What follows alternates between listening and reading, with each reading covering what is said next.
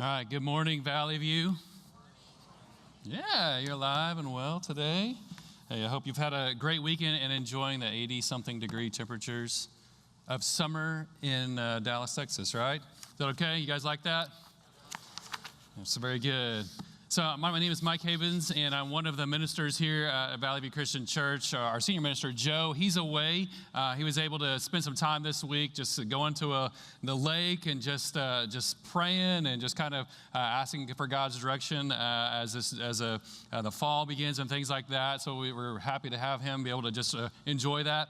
And not only did he get to do that, but he has one of his sons graduated from Army Ranger School down in Georgia. So this past week, so we're proud of Jess and happy for Joe and Ruth Ann. So if you see them, make sure that you congratulate them as well. Lots of cool things happening in the summertime at Valley View, and we had a big group of middle school students go to camp this past week. Any of you guys here today? Are you here? Okay. Oh, they're all okay. Oh, watch out back there, people. There they are back there and up here. So I don't know about you. I got to go to camps when I was a kid, and those are some just really formative years for me in connecting with Jesus and then my church and friends and making some friends in the youth group and things like that. Man, I loved it. I had a great time, and I hope that I have two of them that were in this group, and I know they had a great time. And we love all those kids. We love the adults that take them, and they're still probably in kind of a coma right now, and that's okay. But we love them. We're thankful for them and the dedication that they give. So we're in a sermon series called Legends, and each summer we pick a couple of characters from the Bible to focus on. And I grew up going to church a lot. And I heard a lot of stories. I went to the class, and there was an older lady in there that had a flannel graph, and she'd put little things on there, little pictures of Jesus, little birds, and because there are always doves in the Bible apparently, and rocks and stuff like that. And I learned a lot of stories about Jesus and other characters in the Bible. And one of the things that, and it wasn't their fault, it wasn't the teacher's fault, but I think it was just kind of in my mind. I always thought, man, everybody in the Bible's perfect, right? Right? Because, why else would you write a book? Because if it's about perfect people doing everything right. And as I became an adult and I'd read some of these stories, and I was like, you're kidding me. I can't believe this. And not everybody in the Bible had it all together. A lot of them did. A lot of them made some really cool steps of faith and really just did some courageous things for the glory of God. And some other people did some not so cool things too. And so the character that we're studying this couple of weeks right now is David. He was the king of Israel, and he did some amazing things. And he also had some pretty major mistakes in his life, some sins that he did. And but I love the character. He's one of my favorite characters. I have a lot of favorite characters in the Bible, but David especially is one of those guys. I feel like he's both a warrior. He's a musician. He's a singer. He's a lover. He's all kinds of things. He's just like a real man's man, I guess. So, pardon me for getting a little excited about King David. All right, but we're going to talk about him today. But there's a story like as you get in towards the end of 1st and 2nd Samuel, which are primarily the books of the Bible that talk about David and what all he did. As you get towards the end of 2nd Samuel, the author of those narratives decided to put some little stories in there and said, kind of like, by the way, these things happen too. and I love there's a story in there at the end about some of David's bodyguards. So King David, right? He himself is a mighty warrior. Started, when he was a teenager with a slingshot and a big guy. I don't know if you remember that story, but anyways. So he has these bodyguards, and the Bible calls them his mighty men. So he had at least 30 mighty men. And towards the end of 2 Samuel, you can read about their exploits. It's pretty incredible. A guy standing in the middle of a bean field with a sword and killing hundreds of people. All right. Well, there's a guy, one of his bodyguards is named Benaiah. We have a child. My youngest is named Benaiah. And we didn't name him because of this, but I think it's kind of funny. But one of Benaiah, one of the bodyguards, one of the things that he did is the scripture says that just kind of this random little sentence in the Bible. And Benaiah went down on a snowy day in a pit and killed a lion. Those are kind of guys that are David's bodyguards. Kind of guy that's my youngest son right now. So if you teach him in class, we pray for you. He's really sweet too. So anyway, so he has these bodyguards, and they're at war. They're at war against the Philistines, okay? And King David is also, he's out there in battle as well. And they kind of hole up in this cave, and they're just, kind of, I guess, taking a break for a little bit in between, skirmishes and all that. And David's in this cave getting refreshed, because it's cooler in caves, and they're in the desert. And he's just sitting back there, and I don't know if he just kind of mumbles it aloud or what. He's just like, man, I'm really thirsty, right? Pretty normal thing for a guy fighting wars and, and stuff, and in the desert. And he's really thirsty. And he's like, I'm not just thirsty for just any water, but man, back home in Bethlehem, there was this well, and man, I love the water from that well. It's just amazing, super clean, super refreshing. Man, if I could only just get back there and have a drink of that. He was thirsty. He also missed home too. But he kind of mutters that, maybe. And so a couple of these guys, I don't know if it was Benaiah, I'm not sure, but a couple of his bodyguards are kind of like, They hear that, and they kind of look at each other, and a couple guys, they're ready for adventure. They're like, you thinking what I'm thinking? Okay. Yeah. And so they get their swords, shields, and spears and all that stuff. They get it together, and they go out there because they're going to get this water for their king. They're going to get out there. But the one small thing is the whole army of the Philistines are right outside of Bethlehem at the time. So for them to get their king a glass of water, they had to fight. They had to fight just to get a drink of water, all right? They had to fight. I don't know. It doesn't say a whole lot about the battle necessarily. We don't even know if they had to fight real hard. I don't know. But I do know they had to break through. They had to bust through the Philistine lines to get to Bethlehem, to get to that well, to get that water. And so, David's in the cave, and he's not thinking much about it. Pretty soon, these guys come back in, these big, I'm assuming, big burly dudes, or else they're ninjas. I'm not really sure which ones. But they come back in, and they've got this glass of water, and they're like, David, my liege, and they give him this glass of water, and they say, it's from the well outside of Bethlehem, like you requested. And David's like, what? I kind of said that, but I don't really think anybody would take me seriously. I was just kind of muttering that, And they give that to him, and he's just kind of taken aback by that. Wow. And, maybe they're a little sweaty. Maybe they got blood. I don't know. Just some bruises and everything because, man, they risked their lives for their king to go get a glass of water for him. And so they hand it to David, and David's just like, oh, wow, okay. I mean, it's that water. And he takes it. Unscrews the lid. I don't know if they did that back then. But anyway, he takes it, and he pours it out. Like, what? But his soldiers here, they don't care. They don't mind because they know in that culture, there is something that the Israelites would do sometimes when they're so thankful to God for something that he's blessed them with. And for David, it was just this bottle of water, this jar of water. When they recognize that, man, this is an amazing thing, and it cost somebody something, or it could have cost somebody something. This is very precious. This glass of water, this drink of water is precious. And if you've ever been in a battle, you know that, man, you want stuff to drink. And David sees what his guys have done, and he in a way of praising God, he pours it out as a way of offering it and giving it to God. What would it take for these guys to risk their lives for a drink of water for this guy named David that we're studying about? I mean, they busted through lines just to get him a drink of water. Something about David, man, just caught their imagination and caught their attention and captured their loyalty to this man who wasn't perfect, but man, he had some things about him. So I want to look at three Instagram type snapshots of some things in David's life where I kind of wonder if these guys are standing back guarding and they're watching David. They're watching their boss. They're watching how he responds to certain situations. But here's the thing. So we're going to talk today about leading by example because we have people watching us, right? I don't know if you remember this person up here, right? Okay. Always watching, right? From Monsters, Inc., right? Man, there's people are watching us. People watch you. They take note. They take note of what you're driving. They take note of what you're wearing. They take note of how you handle certain situations. They take note about how much you talk about your coworkers and things like that. I mean, they know. People watch. Our kids watch. They see the good, the bad, and the ugly. They know. They watch. And so we're going to talk today about David's example for us of leading by example. But sometimes when you've got people watching, sometimes you just have to do this. You just got to take that first step.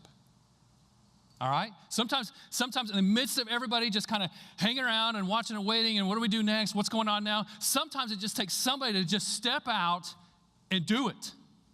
And to just take the step.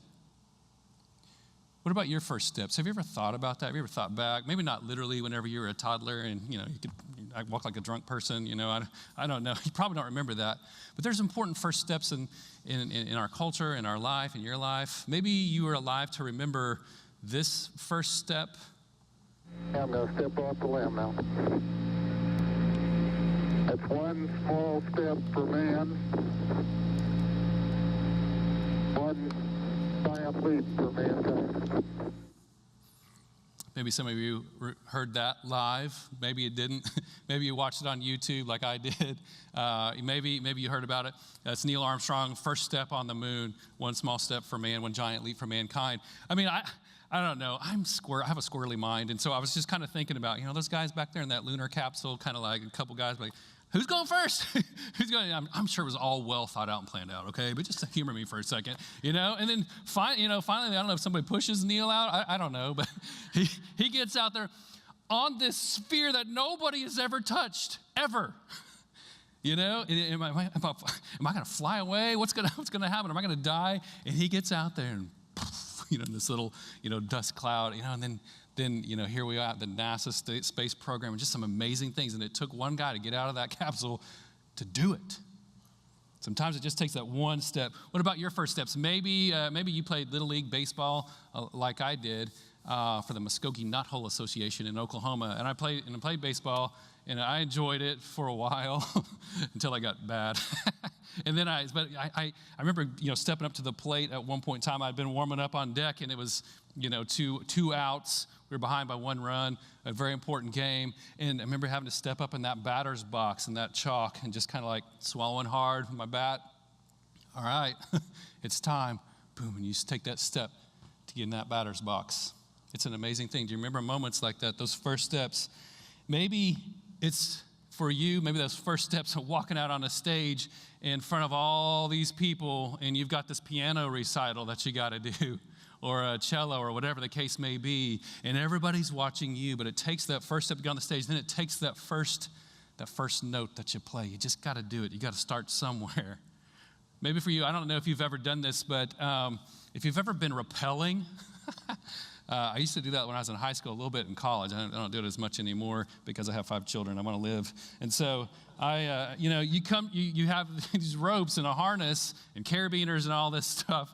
And I remember kind of the first time I did it, there's some older gentleman over here with a mustache that was a little creepy, and he was over there telling us what to do. Well, first of all, you got to, and he was just telling us, and I was like, I don't understand that, And then this other guy just kind of gets up and is like this. And he gets over there, gets the harness, and he just, leans back and boom, boom, and he just goes down the wall of the mountain.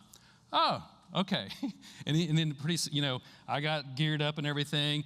And man, that first step is the worst. When you hang out over that edge and you have to lean back and you have to take this step and your body's like this to the wall. It's scary. But there's this incredible adventure that awaits whenever you take those first steps, right?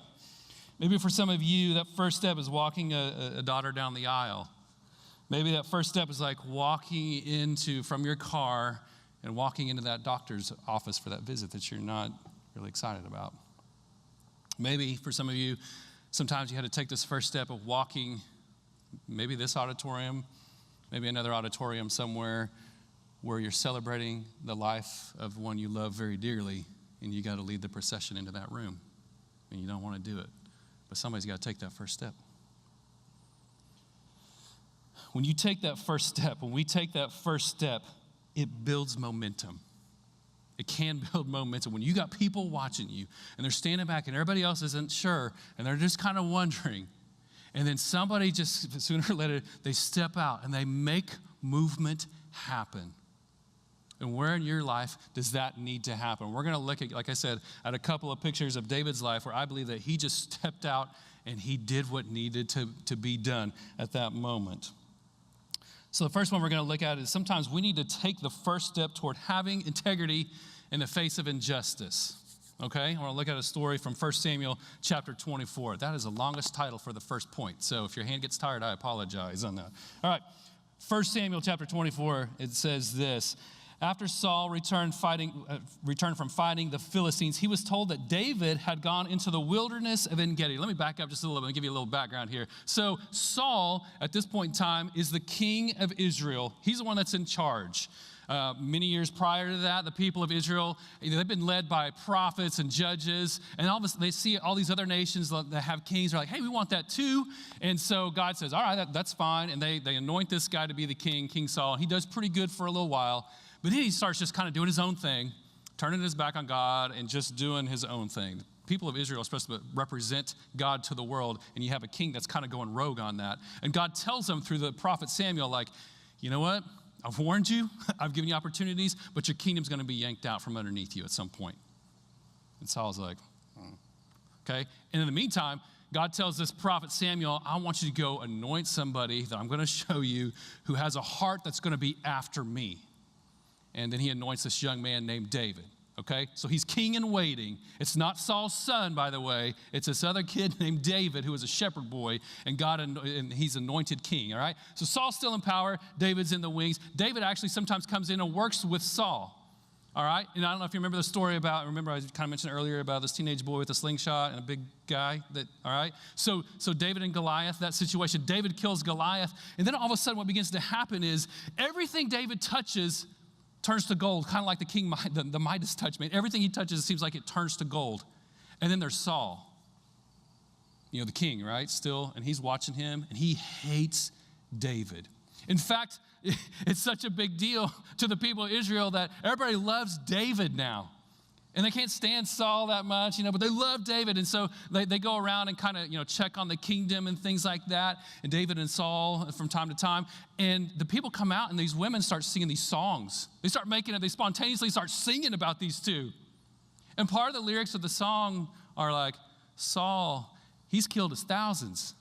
David, however, has killed his tens of thousands. And they're celebrating, And then Saul's like, man, I hate this stuff. I hate it. Make him shut up. And so then basically over time what begins to happen is Saul just cannot stand David and works out plans to kill him.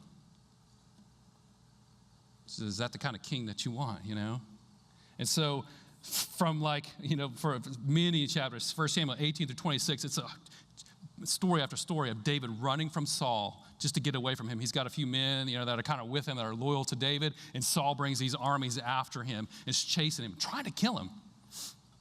So I want to pick up in 1 Samuel chapter 24 with this story. It's one of my, it's an interesting story at least. Verse 2. So Saul chose 3,000 elite troops from all Israel. By the way, David only had like a couple hundred, so it's a little overkill here. From all Israel, and went to search for David and his men near the rocks of the wild goats. At the place where the road passes some sheepfolds, Saul went to a cave to relieve himself. Yes, the Bible does say that. Use your imagination. But as it happened, David and his men were hiding farther back in that very cave. What? How about that?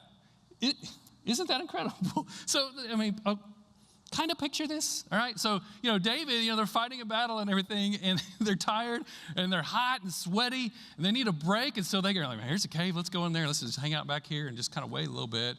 And lo and behold, Saul comes in there, right? And they're back there like, what? And not only does Saul go back there, but he is very indisposed at the moment, right?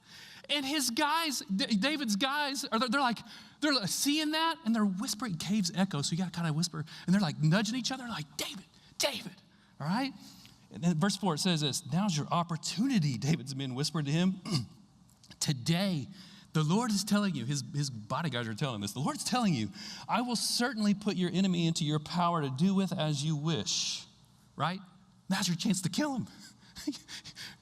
Now, here it is, David. You got to do something. So David crept forward, and he cut off a piece of the hem of Saul's robe. What? All right, so okay, let's get this, all right? Saul is in a very precarious situation. And David and his guys are like, man, it is time. I mean, it was Saul. I've been in a lot of life-threatening bathroom situations like a middle school camp and a state park when I go camping and things like that, but nothing like this. And David and his guys, they're like, this is your time. And so David creeps up there and he just, whoosh, and he cuts off a little piece of the robe. And then get this, verse 5, but then David's conscience began bothering him because he had cut Saul's robe. He said to his men, the Lord forbid that I should do this to my Lord the king. Look at his language. He still understands that he's still really the one that's king right now. I shouldn't attack the Lord's anointed one, which means king, for the Lord himself has chosen him. So David restrained his men and did not let them kill Saul. After Saul had left the cave and gone on his way, David came out and shouted after him, my Lord the king. And when the Saul looked around, David bowed low before him. David still understood that God had initially put this guy in charge, and it is still God's job, not mine, to take care of him. And so David's like, Saul, what are you doing? And he's holding up he holds up this piece of garment from his robe. He's like, I am not trying to kill you. I had every opportunity to kill you. My guys over here who are watching, always watching, right? And they're saying like, man, now's the time, David. Why not now? And David, because he had integrity to still do what is right, even if it wouldn't really benefit him at all, he had the kind of integrity to like go in there and just say like, no, this is God's to take care of. And his guys saw that. You see, he led others right there in that moment by his example. Not only did he lead those guys, he also led Saul. Verse 16 says, when David had finished speaking, because he's like, hey, I'm not trying to kill you, man. I'm not at all, man. I had every opportunity, but I didn't kill you. Please know that. Then when David had finished speaking, Saul called back, is that really you, my son David? Then he began to cry. And he said to David, you're a better man than I am, for you've repaid me good for evil. Yeah, you have been amazingly kind to me today. For when the Lord put me in a place where you could have killed me, you didn't even do it. Who else would let his enemy get away when he had him in his power? May the Lord reward you well for the kindness you have shown me today. And now I realize that you are surely going to be king, and that the kingdom of Israel will flourish under your rule. Man, those guys saw all of that happen.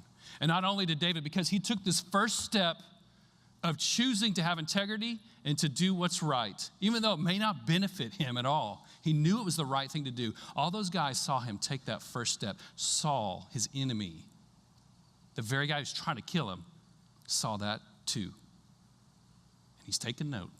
And he's taking note. And David leads by example. Where in your life has there been maybe injustice done to you? Where maybe you still need, because it's the right thing to do, where you still need to have integrity and do what is right. Yeah, I know. Maybe the world has been against you. Maybe your boss has been against you and saying all these things and setting up all this stuff that doesn't make any sense to you. But maybe God is still calling, maybe he is, he's still calling you to have integrity and to do what is right no matter what. Maybe your coworkers need to see you take that first step of saying like, I'm still going to do the right thing. Y'all may not do it, but I am. I answer to God, not you. And have the courage to just take that first step forward. What kind of momentum could follow? Maybe nothing. Maybe nothing that you see at least. But maybe a lot of other good things will follow when we take that first steps. Where in your life has authority caused you some grief and injustice that you kind of wonder about? Maybe you get pulled over, and because of your skin color or your ethnicity, you wonder how this is going to go. How is this going to go? And maybe God's calling you in the face of injustice, in the face of problems, for you to still stand on what's right and what is true. And you let God take care of the other situations. Maybe God's calling you in your home. Maybe you've got a parent, maybe you've got a grandparent, maybe you've got somebody in your family that is just constantly just a problem to you. And you have every right to say horrible things back. You have every right to do this or that. But this is God's authority over you in your life. And we're to respect our authority. And maybe God's calling you to take that step forward in front of your brothers and your sisters to do what's right. No matter what, if it benefits you or not. who needs to see you take that step forward towards doing what's right, to showing integrity in the face of injustice?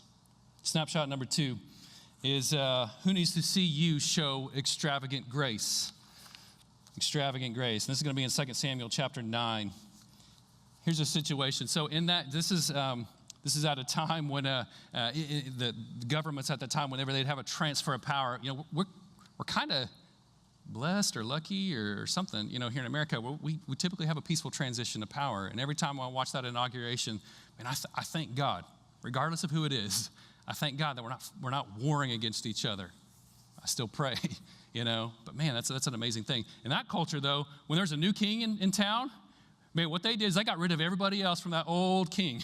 All right, any of his workers, any of his family members, they got rid of him. They killed him because that helps solidify the new king's status and shows who's boss and who's in charge. And now we're on the same page now because they got everybody that I want to recruit behind me. So at this point, Saul has died, and Saul has a son named Jonathan that David is best friends with, okay? King Saul trying to kill David. David's best friends with King Saul's son, Jonathan. Jonathan understood that, I'm not going to be king, but my best friend David is. This is God's call. I respect that, right? So at this point in time, Saul and Jonathan have been killed. David has the kingdom all to himself at this point in time as the king. He's the king of Israel.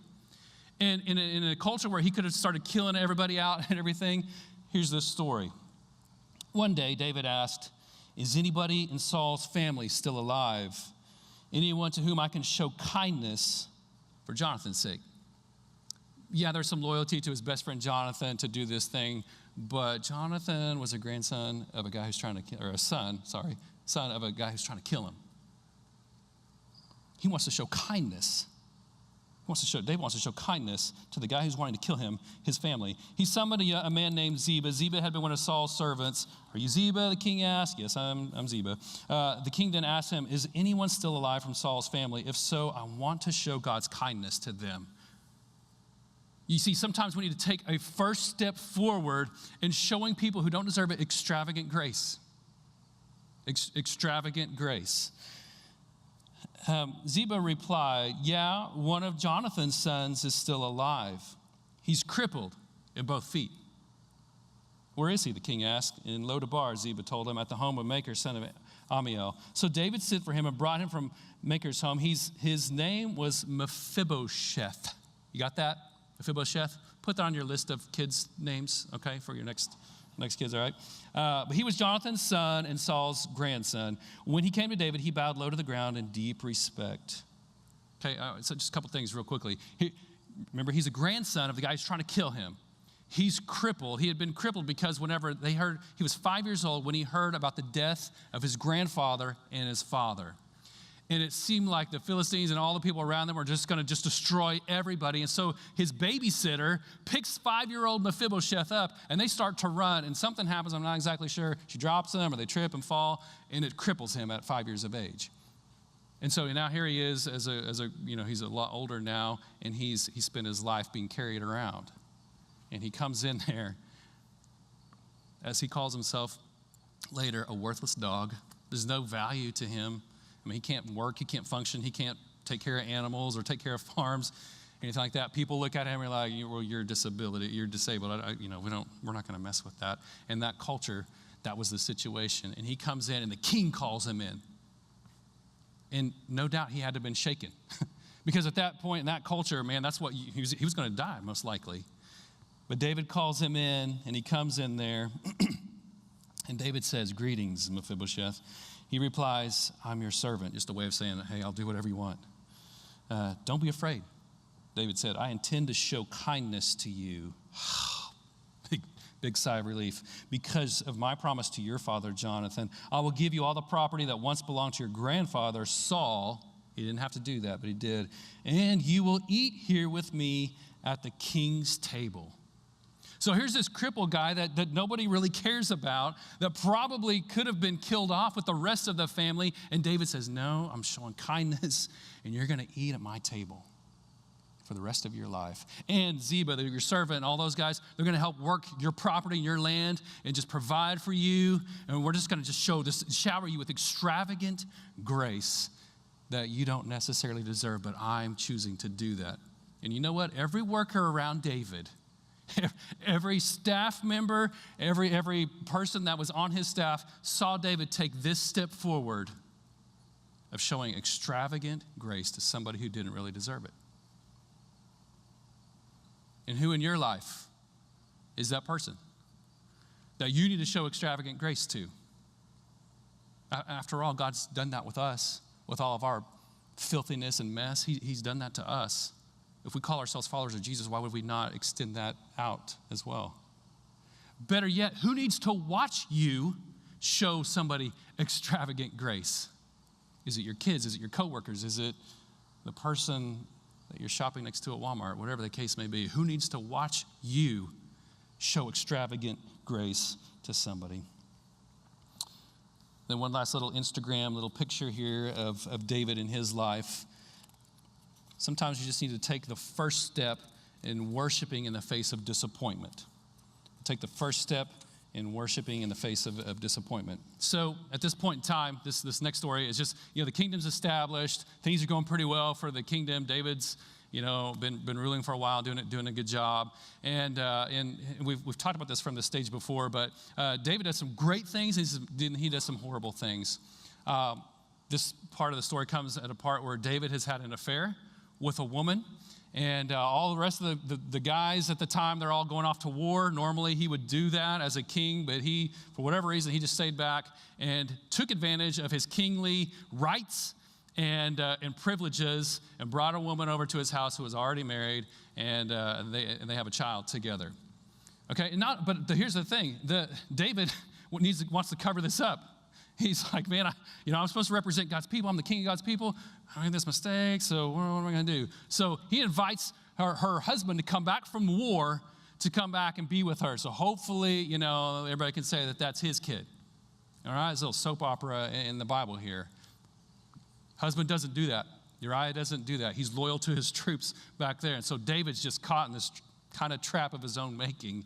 And then finally he says, hey, he sends this little note to the guy. He's like, hey, put Uriah in the front lines of the battle where the fighting is the fiercest because I want to take him out. So he arranges for him to die. So in a sense, he murders this lady's husband. Okay, so he's an adulterer. He's a murderer now. All right, some very horrible things. Because God isn't content with us to just leave us in our mess and in our sins, God sends this guy named Nathan, this prophet, to David to confront him on that. And so he does, and this is where we pick up in 2 Samuel chapter 12, verse 13. Then David confessed to Nathan, I've sinned against the Lord. That's it. I mean, notice this. Here's the king. He's a warrior. He does amazing things. And he's confronted by this guy about his sin. And he doesn't go like, hey, it wasn't my fault. I mean, she was over there. I think she wanted it too. And blah, blah, blah, blah, blah. No. Didn't hear that out of David's mouth. No. Well, hey, I deserve because I've done all these things. I deserve. And God, he deserves. Nope. Nope. Didn't come from this guy's mouth. Didn't come from David's mouth. Instead, what came is a guy who manned up and took responsibility for his sin. And he just says, I confess I've sinned. I've sinned against the Lord. Simple. The next part of the verse says, Nathan replied, this man of God, yeah, it's an understatement, David. But the Lord has forgiven you, and you won't die for this sin. Nevertheless, because you have shown utter contempt for the word of the Lord by doing this, your child will die. So this child that they made together was going to die. Then on the seventh day, the child, I'm skipping ahead there. Verse 15. After Nathan returned to his home, the Lord sent a deadly illness to the child of David and Uriah's wife. David begged God to spare the child. He went without food and he lay all night on the bare ground. The elders of his household pleaded with him to get up and eat with them, but he refused. Have you ever been there? Have you ever been in that waiting room?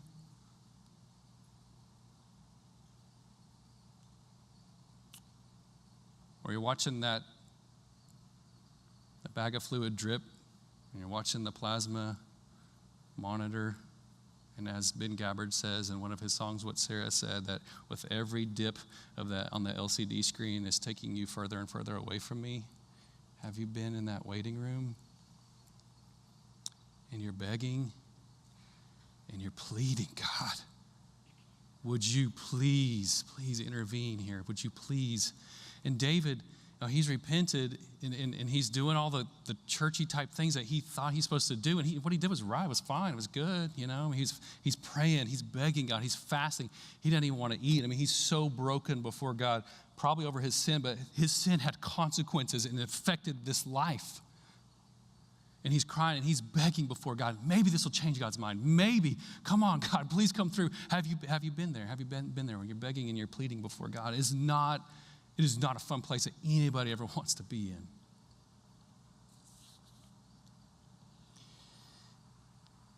Verse 18, then on the seventh day the child died. David's advisors were afraid to tell him. He wouldn't listen to reason while the child was ill, they said. What drastic thing will he do when we tell him that the child is dead? When David saw them whispering, he realized what had happened. Is the child dead? He asked. Then David got up from the ground. He washed himself. He put on lotions, and he changed his clothes. He went to the tabernacle, and he worshiped the Lord. After that, he returned to the palace and was served food, and he ate. What do we do when we're disappointed with God? What do we do? When we've prayed and we've laid it all out there, and God chooses a no answer. And sometimes people choose to say like, okay, if that's how it's going to be, God, then I don't need you. If that's how you are, then I'm done. I'm done with this. I mean, I laid myself before you, and I'm done. Some people change their belief system as a result of that because God didn't meet my certain expectations, so therefore I'm going to change my belief system, and I don't believe that there's a good God. Or you swallow hard, and you take that first step without a lot of knowledge of what that next step's going to hold, without any assurance of what it's going to be. And you take that first step forward, and you take a shower, you clean yourself up, and you get back in the presence of God, and you worship him. And God can handle our anger. He's not a little kid. He's not going to run away from you. But you throw that out before God, and it's like, I'm mad, I'm sad, I don't understand it, but you're still good. I'm trusting in that. I don't see it right now, but I'm choosing to trust in who you are and your character and not my circumstance right now. And I'm choosing to trust in you, God. And I don't know, I don't understand, I don't get it right now, and I'm mad and I'm sad, but I'm trusting in your character, God, and please somehow make something good come out of this, right? I'm begging and I'm pleading with you, God.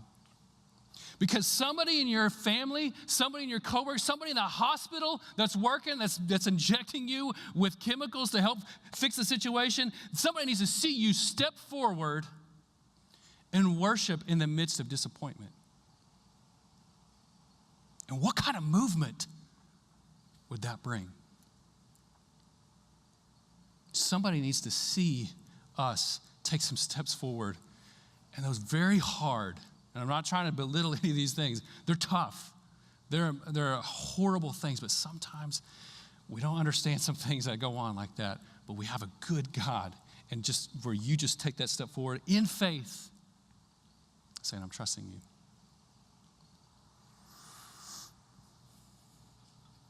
So, leading by example. People are watching. People are watching how you handle injustice. People are watching how you handle those that are unlovely and unworthy, and whether or not we're going to extend extravagant grace. And people are watching how we handle difficulties and disappointment, even with God. People are watching. How are you going to respond to that? I hope that you choose the path of David, because here's what I know. I love the stories of David, but more than that, I love the stories of his descendant, many generations past him, and that is of Jesus, who faced injustice like none other He came to the very world that he created, and they rejected him and killed him and slaughtered him. And we also know that he rose from the dead. He conquered all that, right? He left it in God's hands, and boom, look what he did. I also know that he has shown me extravagant grace, and he's shown you. You might know some of me, I know some of you, and man, and we're messy people. But he still lets this cripple sit at his table. He has given us this extravagant grace that we don't deserve, and that's why I'm a Christian. I'm not a Christian because I feel like I need to help old ladies across the street and be nice and be good. I'm a Christian because I'm a mess and I need forgiveness. I need God's grace. The very one who created me, I need his grace and I need his momentum to move me forward and be right with him. And he's done that. And I also know that there's resurrection. That there's worship in the midst of disappointment. That on that third day, that man, he conquered death and he knocked that door, that cover of the tomb down. And we have this hope of eternal life forever. And that's a step that we don't see right now, but boom, we have to walk over and cross that step and just say, I don't get it, I don't understand everything about it now, but I'm choosing to take this step. Who is it in your life that you need to take these first steps around? How would your family change? How would your church change? How would your community, how would this world change if you took that first step to say, I don't understand it all, but I know the scripture talks about following Jesus and to be baptized and to be made new and clean in him. I don't understand it all. I got some questions still, but boom, I'm taking this first step to follow him. Maybe somebody needs to watch you go to somebody else and say, you know what, we got something between us, and it's not good. And maybe there's injustice there, maybe there's hurt there, whatever the case may be, but maybe somebody needs to be watching you go to this situation and just say, I'm sorry. What kind of movement would happen as a result of your first step? What kind of first step is it that you need to take? Let me pray over us. Oh God, first steps are hard. We also know that you are good. Father, I pray that you would just guide us, Lord God, whatever these first steps may be, Lord God, whether it is facing injustice, whether it's showing extravagant grace, Lord, whatever the case may be, I pray in the name of Jesus that you would give us courage. God, give us your hope. God, we trust that we serve a good God who loves us and loves mankind. And so we thank you for that. And so in the name of Jesus, we pray these things. Amen.